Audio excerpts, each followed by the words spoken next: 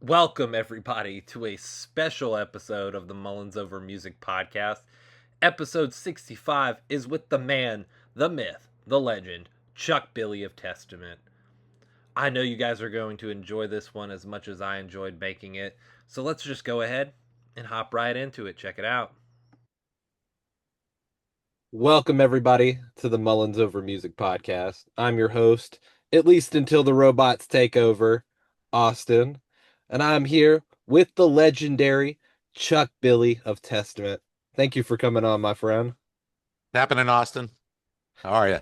I'm doing all right. How are you? Doing good. Just Good. getting a little wet here in California, Oh, but it's all right. We need it. definitely. It's been a little dry over there from what I remember. Yeah, yeah.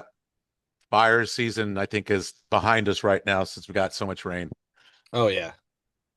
Well, I've got a lot of fun questions for you. They're I think you'll find them pretty creative. And let's start with the first one. I call this the fun question, but they're all going to be fun. What is the weirdest thing you've ever seen happen in a crowd? Uh, I mean, it had been a long time. I mean, I think I've shared some wild stories, a little more wilder in Europe, just people that have come to the shows.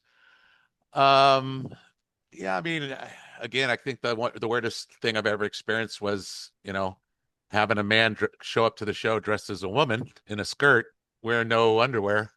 That was pretty shocking. And then to see them in the pit, uh, crowd surfing, crotch with no underwear and a skirt, that was pretty shocking. So that probably is the one that just stands out because it was just such a like, you don't want to see, you don't look, but it was just so like, Yeah, it's there. it's there. Yeah. Well, you have a new record out. It's been out since October. Fantastic record. It's one of my Thank favorite you. Testament records, I must say. Thank you. Now, we have to know, what's your favorite song off this record? I don't know if I have a favorite because, I know this record, you know, the way we wrote this record was really based on how we wrote the last record, Titans of Creation, which I think we kind of struck a nerve, found something special when we started working because all the music before me and Eric wrote together, I'd always have put my 2 cents in on trying to arrange it or picking music to sing over. Yeah. And it took a long time to write our Brotherhood of the Snake record in 2017, I think came out.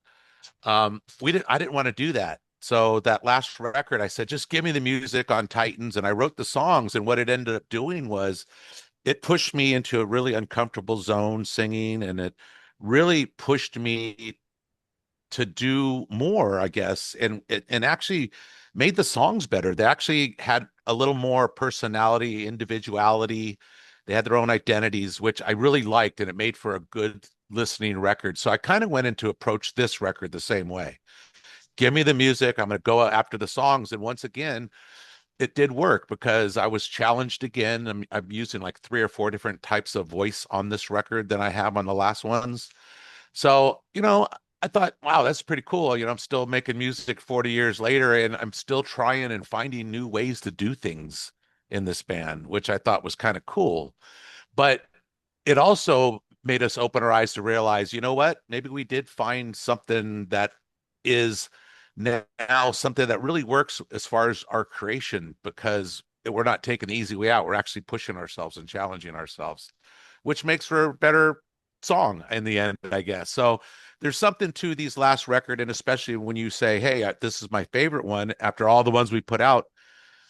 I think maybe it's because just the way it all came together in the songs and the way you put the record on to start it and listen to the whole thing as a record. It really does listen well and play through like that. Oh yeah. And in a day and age where people pick their favorite songs and they just listen to that, they don't listen through full records anymore. This is a record I think that you can really sit down and listen to all the way through. It's not a collection of singles, it's a cohesive unit, if you will. Yeah, it's funny because it's almost plays like a vinyl because Yeah.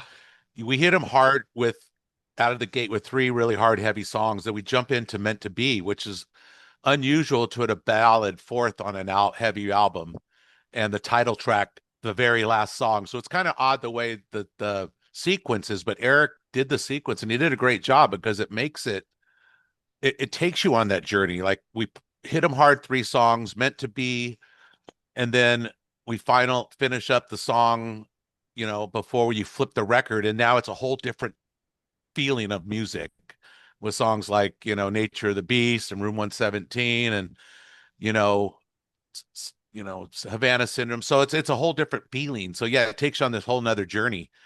So it's kind of cool. I really enjoyed it, and that's when I really know, and have my opinion what the record's like, or is once I hear the sequence of the final thing all the way through song to song. And that's when wow, this came out really good. Sequencing is very important. I don't know how many times I've listened to a record and I'm like, well, that song could have been here, this song could have been there, and that would have made it flow. It would have really felt like a true record to me. And Yeah. it's an art form in and of itself. I mean, it really is because, and again, me not putting my 2 cents in, I would have screwed up the sequence. I probably would have I would have been fighting for Parabellum to open because it's such a big opening riff and it's a heavy song and it's a title track. It makes sense. But on the other hand, being the closer, it has a really good outro to end the album. Yeah. That real peaceful guitar piece. So it's really appropriate. I'm like, okay, I get that. And that to me, when I heard it that way, ending the album, I'm like, wow, that worked. Yeah. It's always really interesting because most of the time you're right, you don't see a title track become the final track of the record. And it it threw me off when I was looking at the track listing. I'm like, "Oh, it's at the end." But you're right, it fits so perfectly. And the title track or the opening track, which is my favorite track, it hits you hard and it doesn't stop till the end of the record. Well, it's funny because that song was one of the later songs we wrote. Okay. And actually Chris Dovis wrote the lyrics to that. He wrote the lyrics. So it was one of those songs where it's like, okay, that's probably a song that's probably going to be eighth or ninth on the record, Yeah. is one of the last ones, and it's the last one because it just didn't come together as easy as the other ones. And then when I seen the sequence, I'm like, what? You're putting that first? Holy shit. And then, but then when I heard the final mix and the way they all worked those first three tracks, Infanticide and then Shadow People, they all just got, wow, it works. It to open the new record, to wallop them into giving them something like, whoa, is that Testament? You almost wouldn't think that's Testament when you first start the record, like, whoa. Yeah, you know it hits you. I remember I was listening to the record and I flipped it on and I'm like, what? Did I put on the right record? Oh, I did. Whoa. Exactly. Yeah. And an exciting thing too is we worked with somebody new. We worked with Andy Sneap for so long, and this was the first Yeah. record we did with Jens. And that was, in itself, we weren't sure how it was going to end, because when we started mixing, we're not there. He's all Right. the way across the world. And so he's sending us tracks and we're trying to communicate what we mean by tweaking some things. And maybe we didn't communicate properly. So it was a little bit of a challenge to get the final mixes what we wanted. But in the end, he really did step up and put it all together. Just it all came together in the end. We're like, wow, okay, great job. Oh yeah. Well, what was the bigger differences between Yins and Sneap that you found when working with him on this record? Well, well, Sneap knows us. So like when we first started work with Andy, me and Eric would be on either side of him at his mixing desk, working with him, like putting in our 2 cents. And then over the last couple of records, we wouldn't even go to the mix because he knows our tone, he knows what we want, he knows what we're going to ask him for, Yeah. so he just does it. So going to it, working with somebody totally new, not knowing anything about me and Eric and what we want, and we usually sit side by side because that was first the thing. Let's fly out there, Eric, and mix it with them, and we're like, Yeah. no, let's just let him give a chance and let's see what happens. So that was kind of the nerve-wracking thing because when we first heard it, we're like, wow, I'm not really hearing it yet. Wow, wait, fuck, I miss Andy. I miss Andy. Wow, is this gonna be right? But in the end, he did come through and made it good. And we even sent it to Andy, and Andy's like, dude, it sounds great. I wouldn't change anything. Yeah. So he gave us a little stamp of approval. So we knew we were right in the right direction. Oh yeah. Now, I know you guys are going on tour real soon. What and I'm sure you already have your set list, or at least an idea of what you want for the set list. Out of all the songs from the new record that's going to be on the set list, what do you think is going to be the most difficult performance wise? Well, I really want to play Meant to Be, so I would think that one might be the biggest probably challenge. Please do. Um, yeah. That one might be the biggest challenge. And even maybe uh for the Love of Pain, if we choose to do that one. But we start rehearsals here in the next couple of weeks, and that's when we'll know. We're because when we write a record, we don't perform them as a band and Yeah. rehearse them before we record them. We just write a record and go make them. So this will be the first time there. We've already made Shadow People, Infanticide, and High Noon. We've done those three songs in the studio because we practiced those for our last European run. Yeah. So we haven't tried any of the other ones yet. So it'll be interesting to see what works. But I'm looking forward to hopefully playing at least four of the new songs off the new record, at least. Well, I can't wait to hear what you end up putting on the track list or set list, because I always go look at a set list before I go to a concert because I want to be like, oh yeah, I'm I'm very familiar with these songs and I can see what the differences are between the studio and the live version. So many just I'm a big analytical person, so I'll analyze it all Yeah.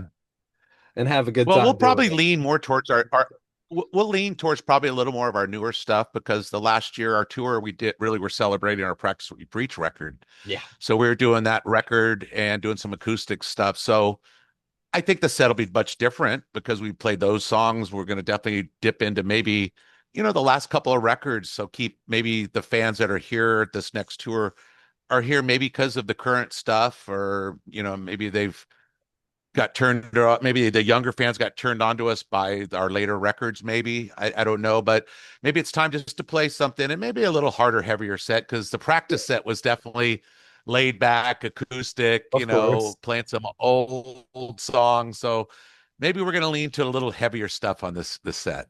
Okay. Now, I've got I call this semi-rapid fire questions that because let's be honest, as musicians, we can talk forever. So, that's why I call it semi-rapid fire.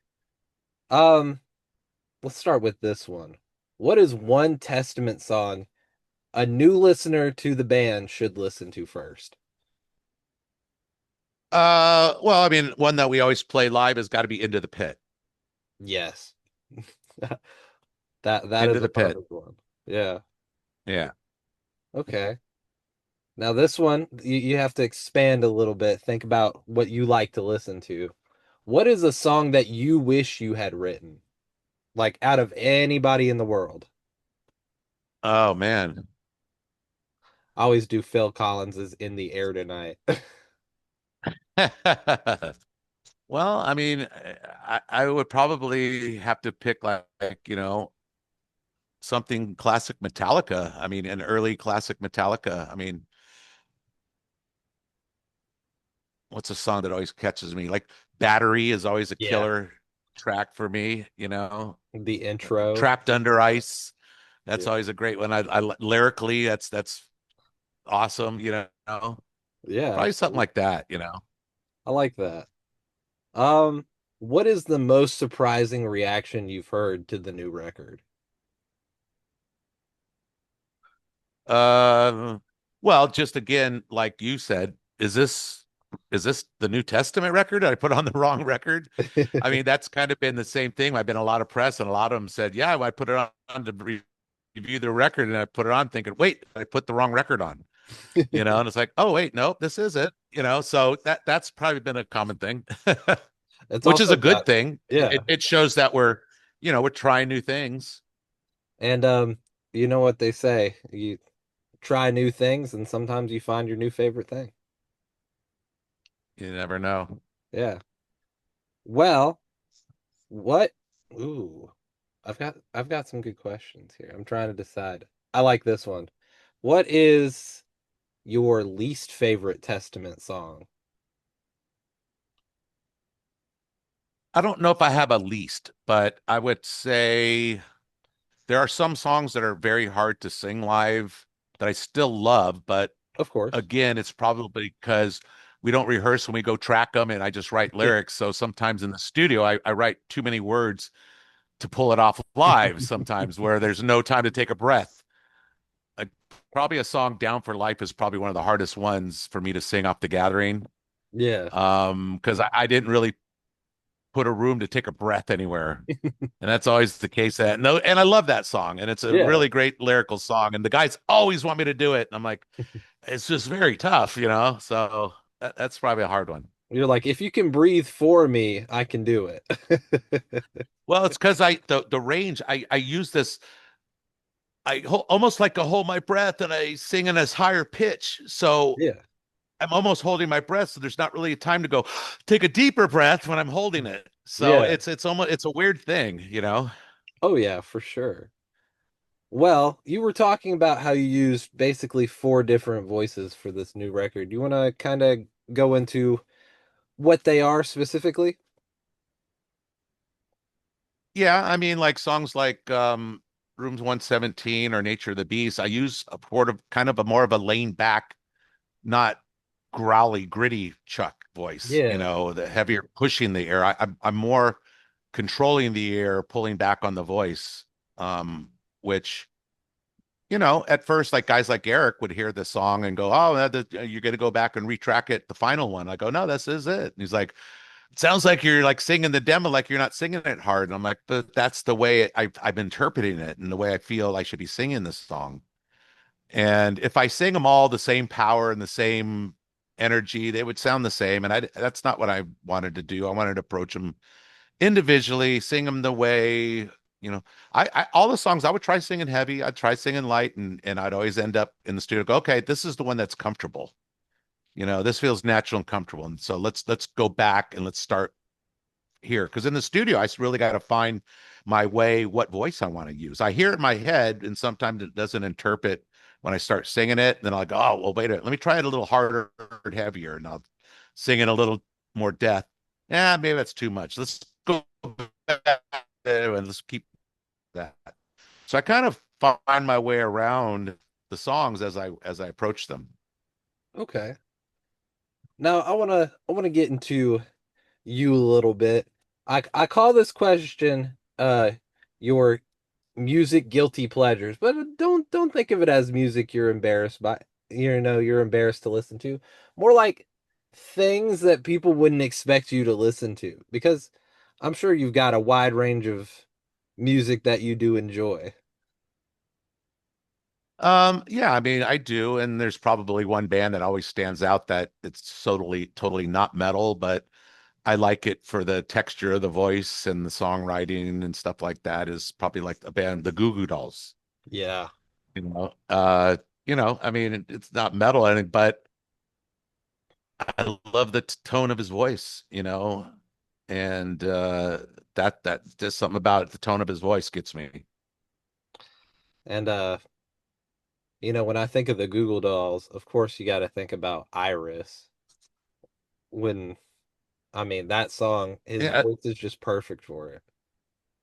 yeah, just all of it. I mean, they're such a great band. I mean, just musically, not it's nothing big special, but the song and the hooks just are just really Yeah. soothing to the ear for me. For me. Oh yeah. Now, are you a secret Taylor Swift fan? No, I'm just kidding.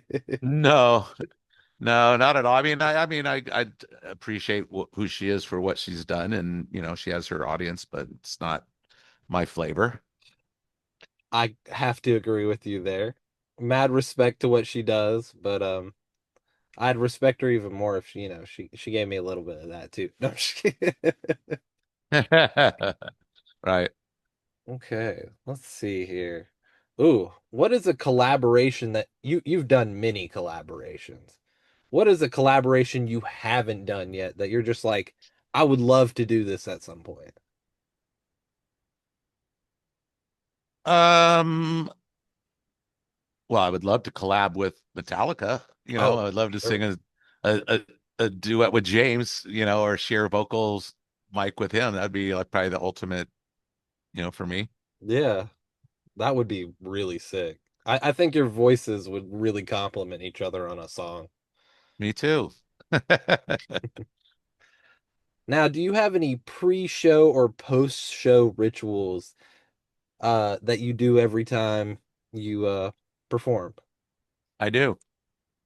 So before I got in the band, I had to learn how to become a singer. So I took private lessons and group class lessons, and I had a teacher, Judy Davis, out of Berkeley, who I was taking lessons from, and she taught a lot of famous people back then, back much older than me, but she had a tape she made for me, and I've kept that tape, and I've used that tape, and I've used that warm up um every time I've ever sang ever. I always go through this tape, this warm up. So I usually start at 90 minutes before the show time. Okay. And that's what the kind of the ritual I start. I know, and the rest of the guys know as soon as that piano warm up starts, oh, it's time. And then everybody starts doing their rituals. So it's kind of the thing that starts the rituals, my warm ups. But I don't warm up obnoxiously with people. I do it very quietly in the corner. Yeah. I'm not really loud and taking up space. So uh yeah, Okay. that's yeah. That's a cool that's cool that you still have that tape to this day. Hmm. Now, this is a fun one. What is one stop you always make on tour? Uh well, it's definitely LA. LA's and New York. Always the two spots, for the US that you always want to play. San Francisco, because it's our hometown, we always try to get here, but sometimes we skip it. But LA, we never skip. Hey, it is the place to be for music, right? Hmm. Yeah.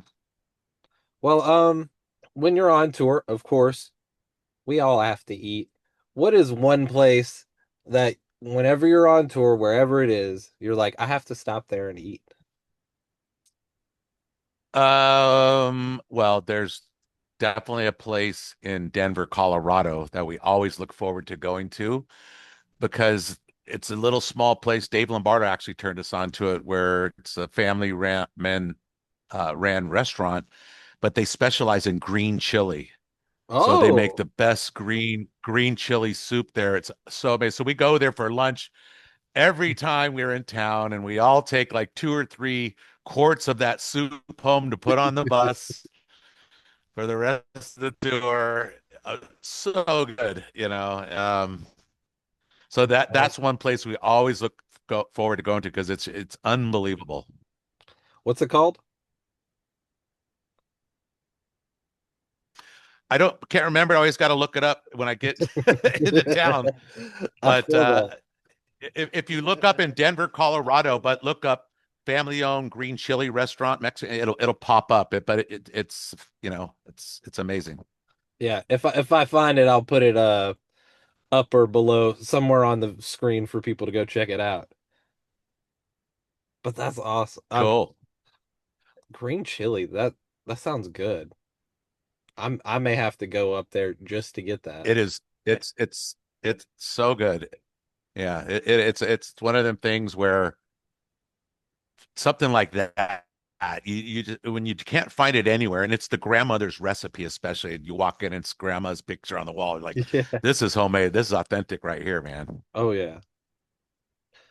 Well, what is something that you always keep stocked on the bus? What is the one thing that you're like, we have to have this stocked? Well, definitely coffee. Oh, 1000%. Coffee is a must on tour. I mean, yeah, every band and crew go through a lot of coffee. If there's no coffee, there's a problem. So Are you just a straight black coffee guy, or do you like cream and sugar? How do you like it?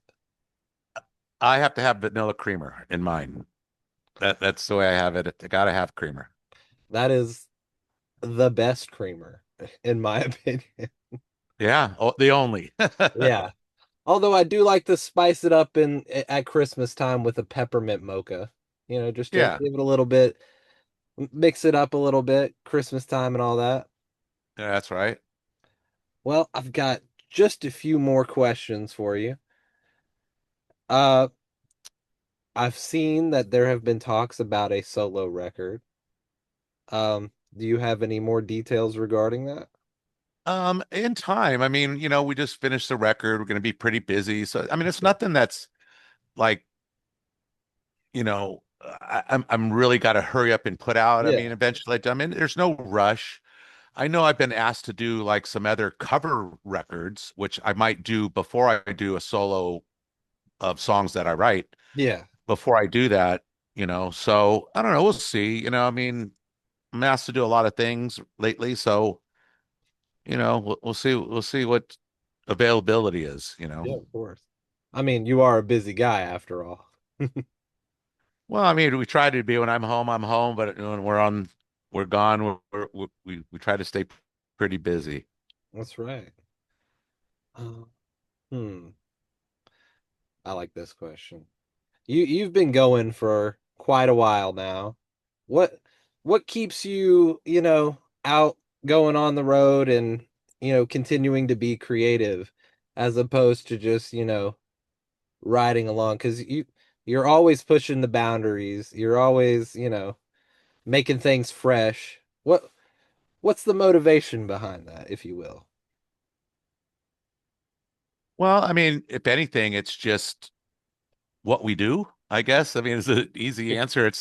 We've done it for so long, we don't know anything else. I mean, we don't want to do anything else. I mean, we're very fortunate that we make a living playing music, something we love. And this late in our career, we're still doing it and being creative and having fun while we're doing it. Yeah. So I mean, as far as us personally, we've made it. We've succeeded. Yeah. Us as a band, musicians, we've accomplished, I think, everything. Surviving in a very rough industry as long as we have, and to get some acclaim for a record so far down the road. I mean, yeah, it's awesome feeling, and it's just for us to get a little tap on the back sometimes is a good feeling. So here we are, 40 years later, putting out a record Yeah. and people listening and responding. Man, that's awesome, you know. Oh yeah. Well, we're just about wrapped up here. Of course, you have the new record out, Parabellum. You have a new tour. Let, let's do plugs and shout outs. Plug what you need to plug what you want to plug, and shout out the people you want to shout out. I mean, we're getting ready to be ready to push this record, go anywhere we can around the world. Um, we talked about some solo stuff. I am working on my book right now, so hopefully I'm trying to get a book out hopefully by the end of the year, but we'll see. So that's what you see behind me, all pages. I'm reading through the rough draft of a lot of it right now and kind of doing the final edits. So that's the next big thing on my list. Are we getting an audiobook version where you read it? If they want to, I would. I haven't spoke about that. I know we're talking books, and I got a good dealer and a good distribution company, so we'll see. Well, I can't wait to read it and maybe hear it. It's always my favorite to listen to the audiobook when the person who wrote it uh reads it. I think it would be cool to hear your voice read your new book. So I'm Yeah. putting that out into the world. Maybe they'll do it. Yeah, if they do it, I'm down. I'm ready. So Okay. Well, as always, I've got one final question. The question to always end out every podcast episode.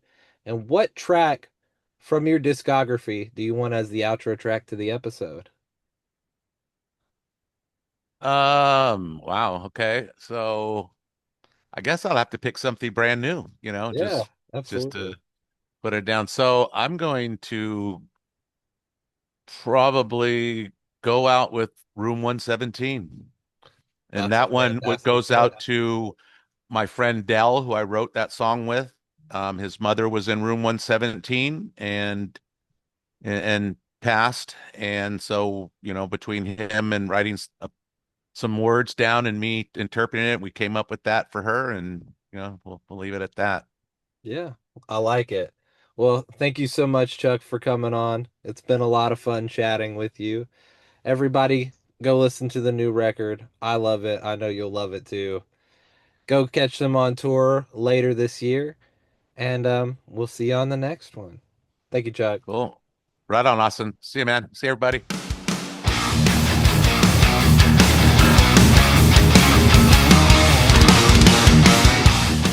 This has been Mullins Over Music Podcast, a special episode of episode 65, with your host, producer, and editor, me, Austin Mullins. Special thanks to guest Chuck Billy of Testament. The closing track is Room 117 by Testament. Check out Chuck Billy and Testament on all socials and wherever you listen to music. Testament will be touring starting this month, the month of March, in support of their newest record, Parabellum. So be sure to listen to the new record and go out and see them on this tour and the tour in Europe later this year.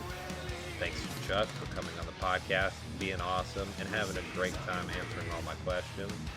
And of course, thank you to Austin Griswold for always being a cool dude, getting all this set up. It's always a pleasure to work with you. Special thanks to viewers like you.